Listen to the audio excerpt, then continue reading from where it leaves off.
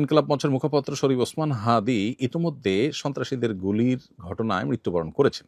ইন্না লিল্লাহি ওয়া ইন্না ইলাইহি রাজিউন।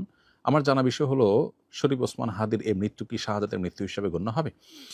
প্রিয় দর্শক, কোনো মানুষের মধ্যে যদি আল্লাহর সন্তুষ্টি লাভের আশায় মানুষের কল্যাণ সাধনা, ইনসাফ প্রতিষ্ঠা করা, মুসলিম মিল্লাতের চেতনা ধারণ করা এবং মানুষের অধিকার আদায় করার মানসিকতা থাকে এবং সেটার জন্য তিনি যদি লড়ে যান, সংগ্রাম করে যান, এমত অবস্থা যদি তার এই চেতনার কারণে তিনি আক্রমণের শিকার হন এবং মারা যান, সন্দেহাতীতভাবে তিনি শাহাদাতের মর্যাদা লাভ করবেন ইনশাআল্লাহ তাআলা। ইমানদারের মধ্যে যদি আল্লাহর সন্তুষ্টি লাভের জন্য জীবন বাজি রাখার মানসিকতা থাকে এবং তার অসৎ কাজে বাধা প্রদান, অন্যায়ের বিরুদ্ধে তার প্রতিরোধ এবং ইনসাফ প্রতিষ্ঠার মানসিকতা লালন করার কারণে তিনি যদি আক্রমণের শিকার হন, তাহলে সেক্ষেত্রে তিনি অবশ্যই শাহাদাতের মর্যাদা লাভ করবেন। সেই জায়গা থেকে শরীফ ওসমান হাদিকে আল্লাহ তাআলা শাহাদাতের মর্যাদা দান করুন, আমরা সেই দোয়া করি। আর এমনিতেই নবী সাল্লাল্লাহু আলাইহি ওয়াসাল্লাম বলেছেন, মান কুতিলা দুনা দামিহি ফাহুয়া শাহিদ।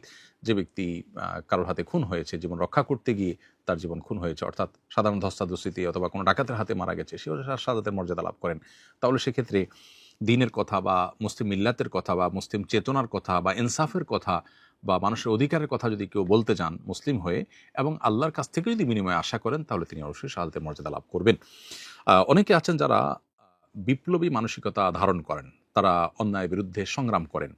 তাদের সে সংগ্রামকে আমরা অবশ্যই শ্রদ্ধা করব, কিন্তু তার মধ্যে যদি আল্লাহর প্রতি বিশ্বাস না থাকে অথবা তিনি যদি এই সংগ্রামটা করেন তার মানবিক চেতনা থেকে শুধুমাত্র, এর জন্য তিনি আল্লাহর কাছ থেকে কোনো বিনিময় আশা করেন না, আল্লাহর সন্তুষ্টি লাভের আশায় করেন না, কোরআন হাদিসের নির্দেশনার কারণে করেন না, তাহলে সেক্ষেত্রে তার এই আত্মত্যাগটা শাহাদাত হিসাবে বিবেচিত হবে না।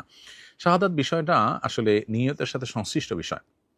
কেউ যদি আল্লাহর সন্তুষ্টির আশায় জীবন বাজি রাখেন, যা করেন তা আল্লাহকে খুশি করার জন্য করেন, তার জীবন মরণ আল্লাহর উদ্দেশ্যে যিনি উৎসর্গ করার জন্য প্রস্তুত থাকেন, তাহলে সেক্ষেত্রে তিনি শাহাদাতের মর্যাদা লাভ করেন।